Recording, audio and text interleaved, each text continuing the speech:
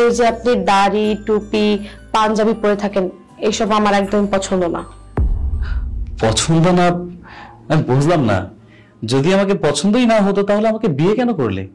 বাসা থেকে বিয়ের জন্য খুব চাপ দিচ্ছিল, আর তাছাড়া আপনি খুব একটা ভালো চাকরি করেন, তাই আর কি বিয়ের জন্য রাজি হয়েছিলাম। বাবা মায়ের মুখে শুনেছিলাম আপনি খুব ভালো মানুষ, তাই বাড়িতে ঝামেলা না করে বিয়ে করার জন্য রাজি হয়েছিলাম।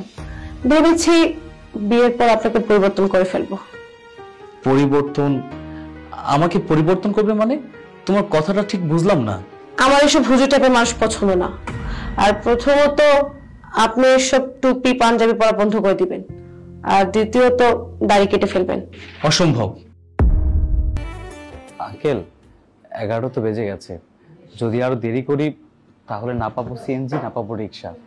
আমার তো পরে আবার যেতে ঝামেলা হয়ে যাবে। আমি তাহলে আজকে আসি। তোমার সাথে তো সামিরা দেখাই হলো না।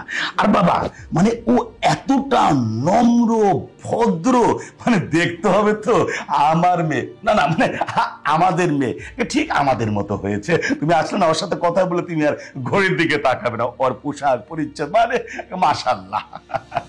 কিছু মনে করবেন না, আমি না হয় আরেকদিন আসবো। না না, সে কি, তুমি না খেয়ে যাবে কেন?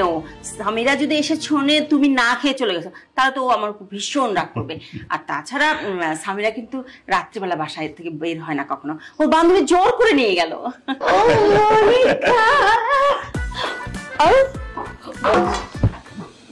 সরি সরি, কি ব্যাপার না, তোমার ঘুমাওনি?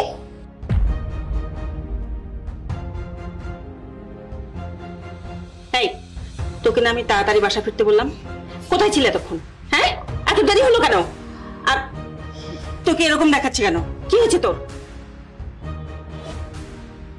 আমি ওই একটু মদ খেয়েছি। তোর এত বড় অধঃপতন হয়েছে, তুই নেশা করে বাসায় ফিরেছিস, মা বাবার সামনে দাঁড়িয়ে তোর লজ্জা করছে না বলতে যে তুই মদ খেয়েছিস? দিন দিন তোর অধঃপতন ঘটছে, আমাদের মান সম্মান দেখছি তোর জন্য সব নষ্ট হয়ে যাবে। বাবা, তুমি আমাকে থাপ্পড় মারলে, তুমি কিন্তু কাজটা একদম ঠিক করোনি। আহ, এত বড় মেয়ের গায়ে কেউ হাত তোলে? ছোট থেকে যদি ওর শাসন করতাম তাহলে আজকে এই দিনটা আমাদের দেখতে হতো না। শোনো, আজকের পর থেকে ওর বাড়ির বাইরে যাওয়া বন্ধ, ও বাইরে পা রাখলে পা আমি ভেঙে দিব। আঙ্কেল, আপনি শান্ত হন। আন্টি, সামিরকে নিয়ে ভিতরে যান আপনি।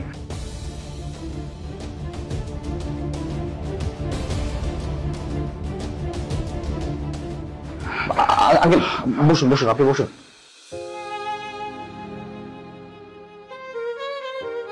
আঙ্কেল, একটা কথা বলি, আপনি কিছু মনে করবেন না। এতক্ষণ যাবত আপনারা সামিরার অনেক প্রশংসা করেছেন, আন্টিও অনেক প্রশংসা করলো, কিন্তু এখন তো দেখছি তার পুরোই উল্টোটা। আমি লজ্জিত বাবা, মানে সামিরা না এমন কখনো ছিল না। ইদানিং ওর কয়েকটা বন্ধু বান্ধব হয়েছে, ওদের পাল্লায় পড়ে সঙ্গ দোষে ও একটু ডিরেলড হয়ে গিয়েছে। মানে যত দিন যাচ্ছে না তত ওর এই খারাপ বেড়ে যাচ্ছে। মানে মানে আমি ভেবেছিলাম যে ওকে একটু বিয়ে দিলে মনে হয় ও আবার সঠিক পথে ফিরে আসবে। বাবা, আঙ্কেল, বেয়াদবি নেবেন না। জেনে শুনে আমি সামিরাকে কেন বিয়ে করব? আর তাছাড়া আমার ইচ্ছে আমি একটা ধার্মিক মেয়ে বিয়ে করব, জীবন সঙ্গী হিসেবে আমি তাকেই চাই। এভাবে বলো না বাবা, মানে সামিরা না আসলে খারাপ মেয়ে না। মানে আমার বিশ্বাস, আমার দৃঢ় বিশ্বাস বিয়ের পর তুমি না ওকে ভালো পথে ফিরিয়ে নিয়ে আসতে পারবে বাবা। কিন্তু আঙ্কেল, বাবা কোনো কিন্তু না, আমি বাবা হয়ে তোমার কাছে হাত জোর করছি বাবা। বাবা তুমি অবোধ করো না বাবা। আঙ্কেল, ছি ছি ছি ছি, আপনি এটা কি করছেন? আপনি আমার সামনে হাত জোর কেন করছেন? বাবা মারা যাওয়ার পর আপনি আমার পুরো পরিবারটাকে আগলে রেখেছেন, আপনার কাছে এমনিতেই আমরা আগে থেকে ঋণী। আচ্ছা আঙ্কেল, যেহেতু আপনি বলেছেন আমি আর দ্বিমত করবো না, আমি সামিরাকে বিয়ে করতে রাজি। সত্যি বলছো বাবা? বাবা তুমি সামিরাকে বিয়ে করবে? হ্যাঁ আঙ্কেল, আমি সত্যি বলছি, সামিরাকে আমি বিয়ে করব। আলহামদুলিল্লাহ।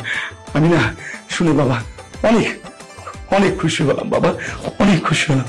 আঙ্কেল অনেক দেরি হয়ে গেছে, এখন তাহলে আমি আসি। আচ্ছা বাবা আসো। ঠিক আছে আঙ্কেল, আসসালামু আলাইকুম। ওয়ালাইকুম আসসালাম।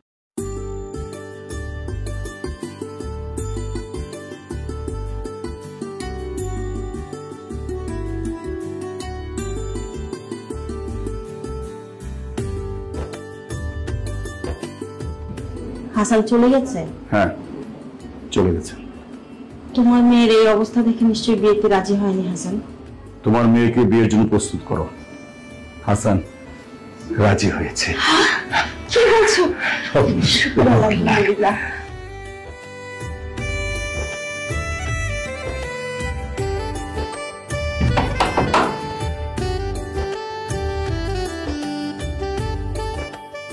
আসসালামু আলাইকুম।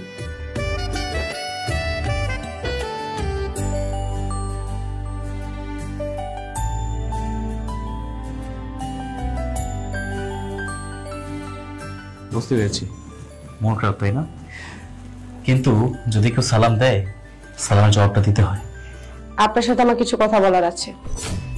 কি কথা বলো? এই যে আপনি দাড়ি, টুপি, পাঞ্জাবি পরে থাকেন, এইসব আমার একদম পছন্দ না। পছন্দ না?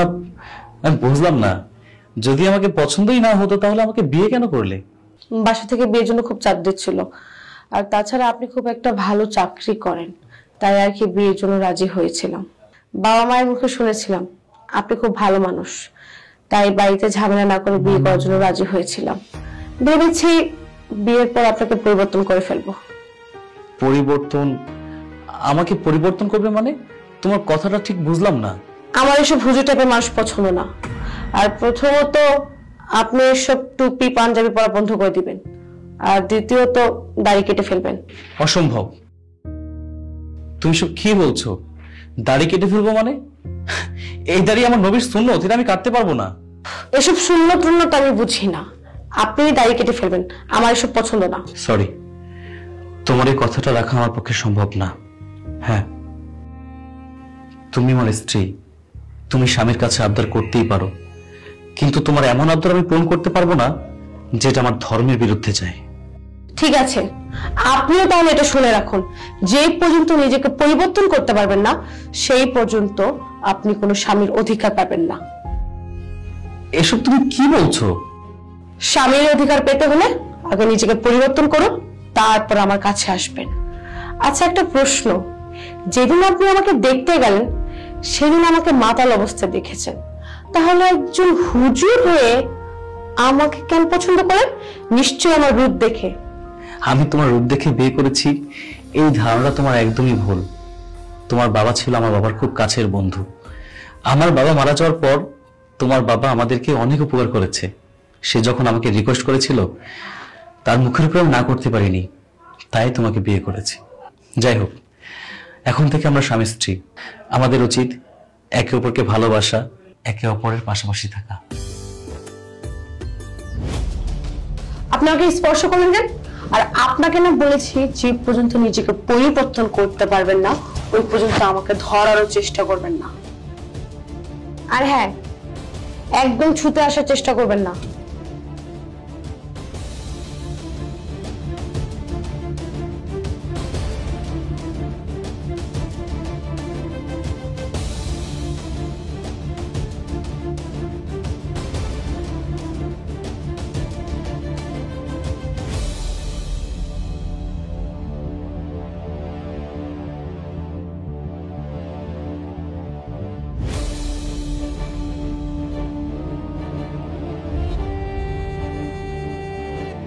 আচ্ছা, তুমি কি এত চিন্তা করছো বলো তো? হাসানের সাথে তো সামিরার বিয়ে দিয়ে দিলাম। হাসান হলো একজন ধার্মিক লোক, আর সামিরা তো ওর সম্পূর্ণ উল্টো। আচ্ছা, আমার মেয়ে সামিরা পারবে তো ওর সাথে তাল মিলিয়ে চলতে? সেই চিন্তা তো আমারও। হাসানের সঙ্গে বিয়ে দিয়ে আমরা ভুল করলাম না তো? আবার দেখা গেল দুজনের সাথে সারাক্ষণ ঝগড়াঝাটি লেগেই আছে। না না না না, আমি না অনেক বুঝে শুনে হাসানের সাথে সামিরার বিয়ে দিয়েছি। হাসান না খুব ভালো ছেলে, আমার বিশ্বাস ও সামিরাকে সৎ পথে ফিরিয়ে আনতে পারবে। সেটা হলে তো খুবই ভালো হবে। মেয়েটা যে কেন এরকম হলো? সামিরার এই বিপথে যাওয়ার ব্যাপারে কিন্তু তোমার আমার ভূমিকাও কম না। আমাদের না উচিত ছিল দুজনের একটু খোঁজ খবর রাখা, মেয়ে কোথায় যাচ্ছে, কাদের সাথে মিশছে, কিন্তু আমরা কিন্তু দুজনেই দায়িত্ব পালন করিনি। ওসব নিয়ে আর চিন্তা করে কি লাভ বলো? দোয়া করো আল্লাহর কাছে মেয়েটা যেন সংসারী হতে পারে। দোয়া তো করি আল্লাহ রাব্বুল আলামিন যেন আমার মেয়েটাকে হেদায়েত দান করে। অনেক রাত হয়ে গেছে, ফ্রেশ হয়ে ঘুমাতে যাবে, আসো।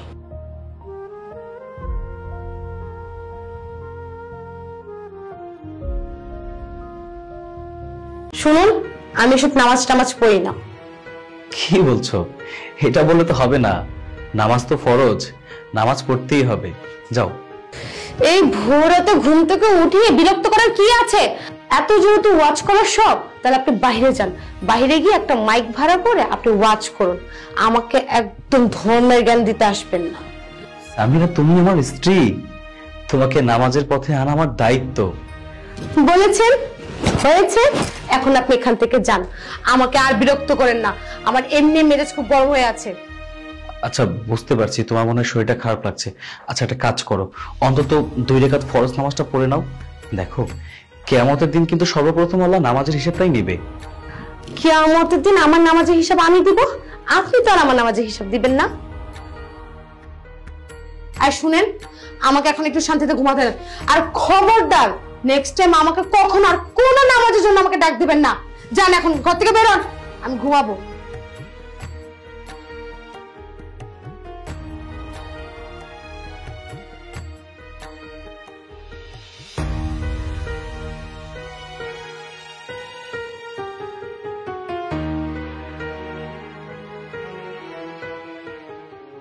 কিরে সামিরা, হুট করে বিয়ে করে ফেলে আমাদেরকে একবার দাওয়াতও দিলি না? আরে বাসার থেকে বিয়ের জন্য খুব চাপ দিচ্ছিল রে, আর ছেলেটা খুব ভালো চাকরিওয়ালা পেয়েছি, তাই কি রাজি হয়ে গেছি। আর হঠাৎ করে বিয়ে হয়েছে তো ঘরোয়া ভাবে, তাই তোদেরকে জানানো হয়নি রে। এখন তো তাহলে তোর স্বামী আমাদের সাথে আড্ডা দেওয়া, আমাদের সাথে পার্টিতে যাওয়া সবকিছুই বন্ধ করে দিবে, তাই না? তোদের কি মনে হয় আমি ওর কাছ থেকে অনুমতি নিব? শোন, আমার যখন যা মন চায় আমি তাই করব, আমার কারোর অনুমতি প্রয়োজন হয় না। বাহ, তোর তো দেখছি অনেক সাহস। তো কি ভেবেছিস আমি স্বামীর ভয়ে এক কোণে বসে থাকবো? শোন, স্বামীর কথা উদ্ঘোষ করার মেয়ে আমি না, উল্টো স্বামী আমার কথা উদ্ঘোষ করবে। আচ্ছা, তোর স্বামী দেখতে কেমন? বিয়েতে তো দাওয়াত পেলাম না, অন্তত তোর স্বামীকে একবার দেখা। তোর ওর কথা একদম বলবি না, ওর কথা শুনলে আমার মেজাজ খারাপ হয়ে যায়, একদম গা শিরশিরে ওঠে। কিরে, বিয়ের 1 সপ্তাহ হতে না হতেই এই অবস্থা, ব্যাপার কি? শোন, এসব ব্যাপার ট্যাপার কথা বলিস না, কোনো কাহিনী টাহিনী না, ভালো লাগছে না। এই আবির, সিগারেটটা দে।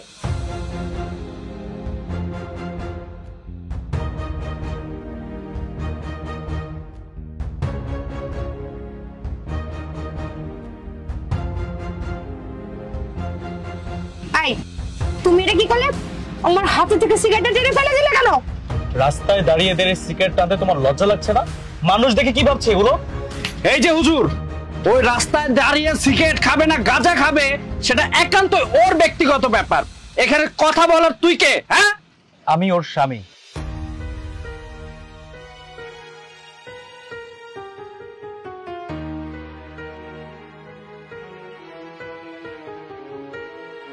আপনি ওর স্বামী? কিরে সামিরা, এই হুজুর কি বলছে? সে নাকি তোর স্বামী? আচ্ছা, শহরে কি ছেলের এতই অভাব পড়েছিল শেষমেশ একটা হুজুরকে বিয়ে করতে গেলি? এই, তুমি আমার সিগারেটটা ফেলে দিলে কেন? কারণ তুমি যেটা করছিলে সেটা ঠিক করনি, তাই। এই শুনো, তোমাদের এসব হুজুরদের মেন্টালিটি এক। আরে একটা ছেলে বাইরে সিগারেট খেতে পারবে, কিন্তু একটা মেয়ে বাইরে সিগারেট খেলে সমস্যা। আমি এখানে ছেলে মেয়ের পার্থক্য খুঁজতে আসিনি। সিগারেট খাওয়া সবার জন্য ক্ষতিকর, আর তাছাড়া আমি তোমার হাজবেন্ড, তাই তোমাকে বাধা দিয়েছি। তোমার খারাপ কিছুতে নিষেধ করার অধিকার আমার আছে। তোমার ভুল পথে গেলে সেটা ধরার দায়িত্ব আমার আছে। এই শোনো, আমাকে না এসব দায়িত্ব ফাইত্ব শিখাতে আসবে না। তুমি এখান থেকে চলে যাও, যাও। তুমি আমার সাথে বাসায় চলো। আমি বাসা যাব না, আমি আমার ফ্রেন্ডের সাথে এখানে আড্ডা দেব। তোমার এখানে আড্ডা দিতে হবে না, তুমি আমার সাথে বাসায় চলো। এই যে ভাইজান, আমি তো কিছুই বুঝতেছি না। শুনুন, ও যেহেতু যেতে চাচ্ছে না, তাহলে ওর সাথে জোরাজোরি কেন করছেন? আপনি ওকে বিয়ে করেছেন বলে কি সবকিছু কিনে ফেলেছেন? শুনুন, ওরও একটা দায়িত্ব আছে, ওরও একটা অধিকার আছে। আপনি এবার জোরাজোরি করতে পারেন না। আপনি চুপ করুন, এটা স্বামী স্ত্রীর ব্যাপার, এটা আমাদের পার্সোনাল ম্যাটার। আমরা কি করবো না করবো সেটা দেখার দায়িত্ব আমার। আমার ওয়াইফ কার সঙ্গে মিশে খারাপ হচ্ছে, আমার ওয়াইফ কার সঙ্গে মিশে ভালো হচ্ছে, সেটা দেখার দায়িত্ব একমাত্র আমারই। আপনার থেকে কৈফিয়ত আবার নিতে হবে না, ঠিক আছে? চলো বাসায় চলো। এই, তোমাকে না এখান থেকে চলে যেতে বলছি, চলে যাও। জেদ করো না, স্ট্রিংকেট না করে এখান থেকে চলে যাও প্লিজ। তোমাকে না নিয়ে আমি কোথাও যাচ্ছি না, চলো আমার সাথে। এই রিকশা।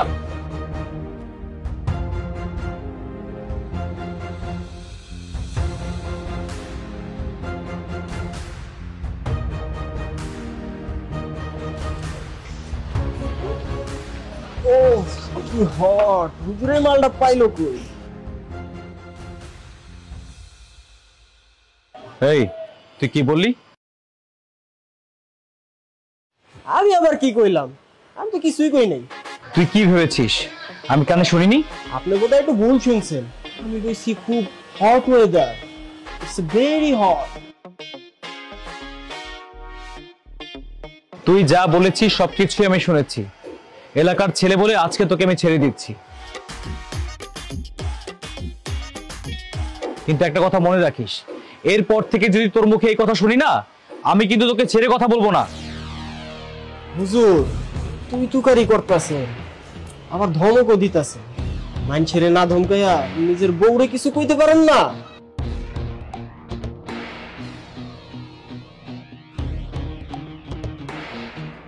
খুব তো হুজুর সাইজা বেড়ান, হাদিস শুনান, মানুষের জ্ঞান দেন, নিজের বউরে কইতে পারেন না একটু পর্দা কইরা ঘুরতে? হুজুরের বউ যদি এমন ছোট কাপড় চোপড় পরে ঘুরে,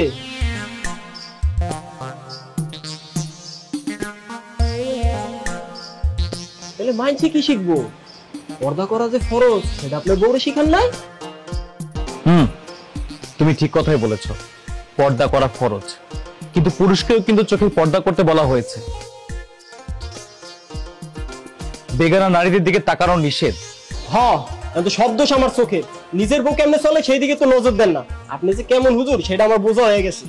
আমি বলি নাই যে আমার স্ত্রী সঠিক, আমার স্ত্রী ভুল, কিন্তু অন্যের দোষ ধরার আগে আগে নিজের দোষটার কথা ভাবো। তুমি আমাকে নিয়ে যা খুশি ভাবতে পারো, তুমি আমাকে নিয়ে যা খুশি বুঝতে পারো, তোমার ভাবনার আর বোঝাতে আমার কিছু যায় আসে না। তবে একটা কথা মনে রেখো, ফার্দার যদি আমার স্ত্রীকে নিয়ে কটূক্তি করো না, আমি তোমাকে ছেড়ে কথা বলবো না। সে দেখাবো, তাতে কোনো দোষ নাই, আর আমরা দেখলেই দোষ। কি ব্যাপার, তুমি দাঁড়িয়ে আছো কেন? চলো।